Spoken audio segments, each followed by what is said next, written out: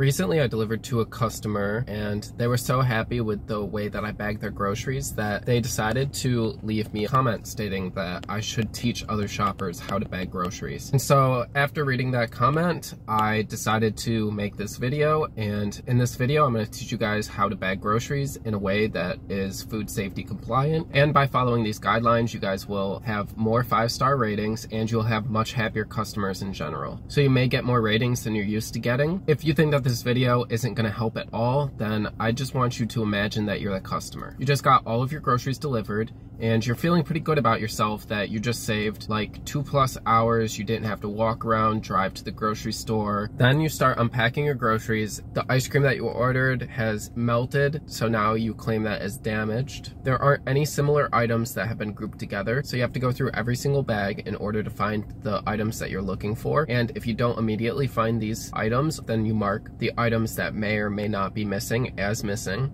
All of this going through every single grocery bag has left you really irritated, so when it comes time to rate the Instacart shopper, you're in a bad mood already and you decide to give them 1 star. With that being said, let's get into the meat of this topic because there's a lot to cover, but it is relatively simple. First, let's start with hot and cold items. Cold items can get bagged with other cold items, hot items can get bagged with other hot items, and frozen items can get bagged with other frozen items. You shouldn't ever mix cold and hot items together because they'll become room temperature at a much faster rate. This will lead to the items potentially becoming unsafe to be consumed. You also shouldn't put cold or frozen items in with items that are room temperature, just because most room temperature items are non-waterproof, so this can make the room temperature items become wet and soggy, and the packaging may just rip when the customer goes to take it out of the bag. Any hot, fresh items, such as like a rotisserie chicken, should not be placed with cold items because this will lower the temperature of the hot item and it'll go into the danger zone of temperature,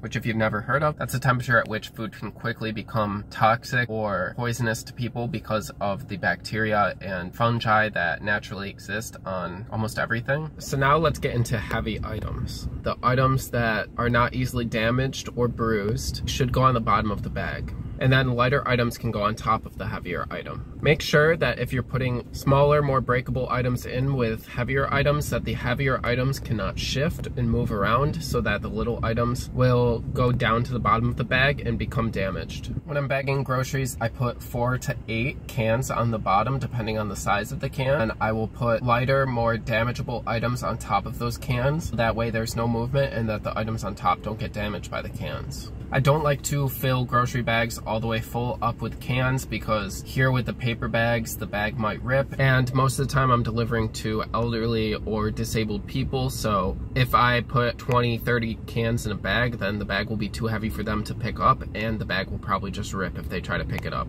You should always assume that the customer doesn't know what bag is heavy because they don't. So assume that the customer is going to grab the bag and pick it up like it weighs 5 pounds, and if it is heavy, then the bottom's going to rip right out of it and their groceries are going to be dropped all over the floor. And I generally try to make sure that no bag is over 15 pounds. That's approximately the weight of 2 gallons of milk. If a bag is heavier than this, then the bag is very likely to rip, especially if it's cold or wet, then the bag is even more likely to rip. So I always err on the side of caution, and I would rather have there be too many bags and the bags be light than the bags being way too heavy for the customer to even pick up the bag, or the bag rips and then their items get damaged. If you'd like to see a video explicitly dedicated to how I bag groceries and a full walkthrough of how I do bag groceries, then please leave a comment down below so that way I know, and I'll show you guys exactly step by step how I bag groceries with some orders. I'll record the whole thing so that way you guys can see what I do, how many bags I use, and all sorts of things. So don't forget to comment down below if you guys want to see that. Now let's move on to fragile and damageable items. Fragile items should not be mixed with other items that can damage them. This is pretty simple, right? But I've had people at grocery stores bag my groceries in a way that boxes of cookies have been completely pulverized by the time I get to the customer's address. Don't ever put bread on the bottom of a bag and then try to fill the bag up with other items because the bread will become completely smushed by the time you deliver it to the customer. Many people like to put fruits or other items on top of bread, but I would say do it the other way around and put all of the heavier fruits and vegetables on the bottom of the bag, and then you can put bread or chips at the top of the bag, and the customer will be much more grateful and much happier receiving that than the other way around.